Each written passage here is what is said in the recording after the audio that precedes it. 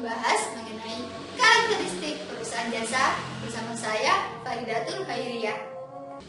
Sebelum kita membahas mengenai karakteristik dari perusahaan jasa, kita harus tahu dulu apa itu perusahaan jasa. Perusahaan jasa merupakan perusahaan yang produk utamanya adalah jasa, di mana produk yang dihasilkan atau dijual merupakan produk yang tidak memiliki wujud, namun dapat bisa dirasakan manfaatnya. Nah, tujuan dari perusahaan jasa yaitu untuk mendapatkan keuntungan dan kepuasan pelanggan. Nah, contohnya seperti apa sih perusahaan jasa itu? Ini dia, ada jasa salon, ada jasa pengiriman, dan jasa bengkel, dan banyak lagi jasa yang lainnya. Nah, sekarang kita akan membahas mengenai karakteristik dari perusahaan jasa. Apa saja sih karakteristik dari perusahaan jasa? Yang pertama yaitu jasa bersifat tidak nampak. Mengapa dikatakan tidak nampak? Karena jasa tidak memiliki wujud, namun dapat dirasakan manfaatnya. Contohnya seperti jasa pengiriman. Misal, si A ingin mengirimkan barang ke si B. Si A pergi ke jasa pengiriman. Si A tidak dapat melihat jasa pengiriman yang diberikan, namun dapat merasakan manfaatnya, yaitu barang yang dikirim oleh si A dapat tersampaikan ke si B. Yang kedua yaitu tidak memiliki persediaan jasa. Mengapa dikatakan begitu?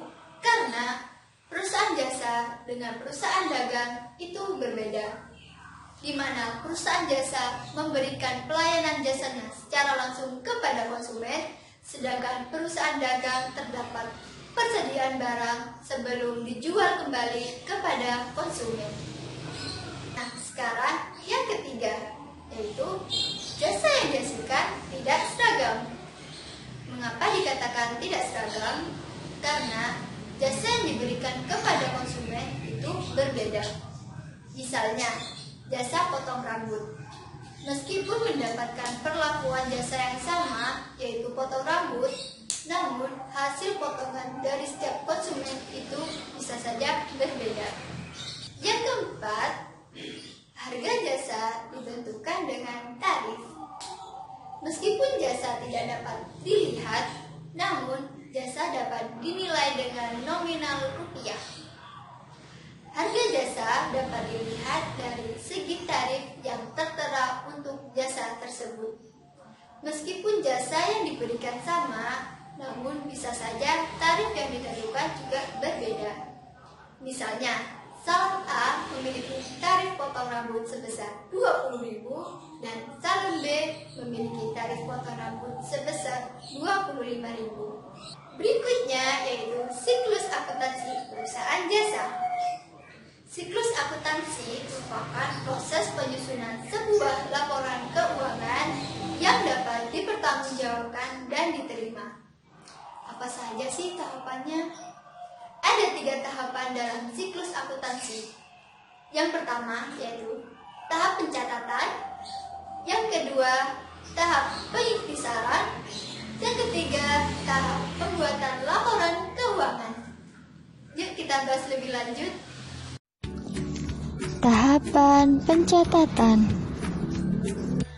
Tahapan ini meliputi yang pertama yaitu bukti transaksi.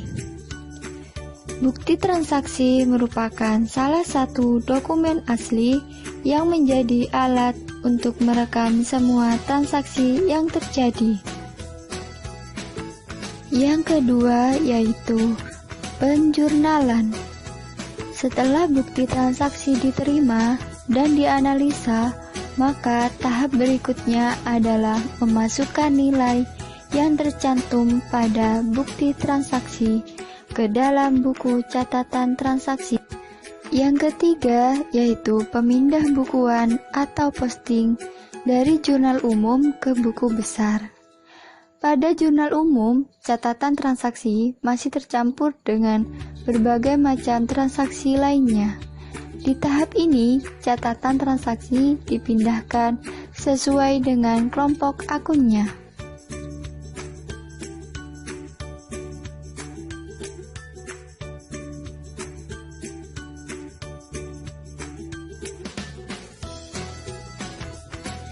Tahapan selanjutnya yaitu tahapan pengiktisaran.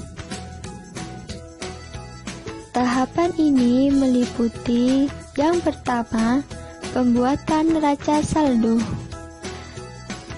Neraca saldo dibuat setelah adanya posting dari jurnal umum ke buku besar, di mana saldo akhir dari setiap akun dimasukkan ke dalam neraca saldo. Yang kedua yaitu jurnal penyesuaian. Jurnal ini dibuat agar tercapai keseimbangan. Ada beberapa penyebab yang mengakibatkan ketidaksamaan. Di antaranya, terdapat transaksi yang terlewat, kesalahan perhitungan, dan terdapat transaksi yang tidak bisa diakui akibat penerapan dari sistem akrual.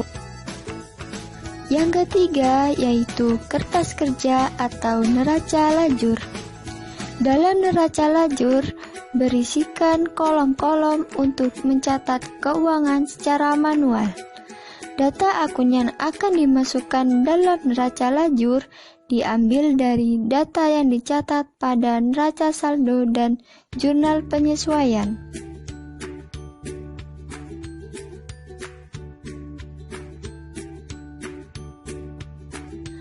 Tahapan yang terakhir yaitu tahapan pembuatan laporan keuangan.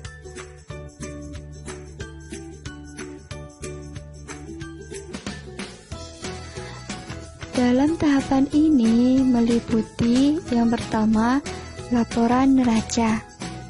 Laporan neraca adalah laporan yang menunjukkan posisi keuangan perusahaan pada titik waktu tertentu, yaitu posisi aset atau kekayaan perusahaan di satu sisi dan kewajiban atau utang serta modal di sisi yang lain. Yang kedua yaitu laporan perubahan modal. Laporan perubahan modal atau ekuitas merupakan laporan keuangan yang dibuat oleh perusahaan yang menggambarkan peningkatan atau penurunan aktiva bersih atau kekayaan selama periode yang bersangkutan. Yang ketiga yaitu laporan arus kas. Laporan arus kas menyajikan informasi mengenai penerimaan dan pengeluaran kas dalam suatu periode akuntansi. Yang terakhir yaitu laporan laba rugi. Laporan laba rugi adalah laporan finansial perusahaan yang dibuat oleh bidang keuangan tertentu. Isi dari laporan ini yaitu data-data pendapatan sekaligus beban yang ditanggung oleh perusahaan. Biasanya, laporan ini dibuat untuk menjelaskan kondisi keuangan perusahaan pada periode tertentu. Tahapan tersebut harus dilakukan secara sistematis, karena ketiga tahapan tersebut saling berkaitan. Apabila tahapan 1 tidak selesai, maka tidak bisa lanjut ke tahap selanjutnya. Karena tahap selanjutnya membutuhkan data dari tahap sebelumnya. Nah, gimana? Sudah paham kan mengenai karakteristik dari perusahaan jasa? Sekian untuk pembahasan kali ini. Sampai jumpa di pembahasan selanjutnya. Assalamualaikum warahmatullahi wabarakatuh.